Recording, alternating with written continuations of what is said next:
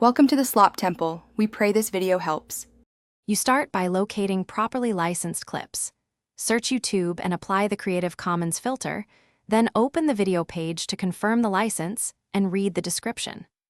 Once done, check the uploader identity and the upload date to reduce risk of mislabeling, and download the original or use YouTube's editor so you don't unintentionally re-encode or crop incorrectly. Make sure to save the source URL and a screenshot of the license statement for your records as proof. Next, prepare the clip and add your creative elements while respecting the license. If the license allows derivatives, you may edit. If not, only use unmodified clips. Once you've edited, create a proper attribution line that includes the title, the author, the original source link, and the specific Creative Commons license version. Then place visible on-screen credit and duplicate that exact attribution in the video description with timestamps for each reused clip.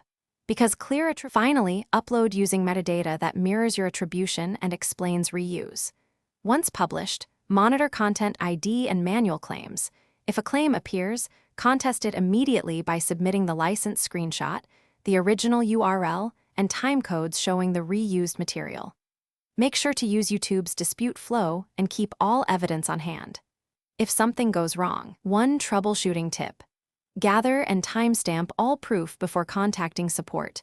Content ID disputes are won faster with clear, dated documentation and exact timecodes.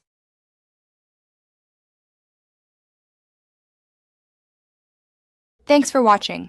Consider subscribing if we helped you.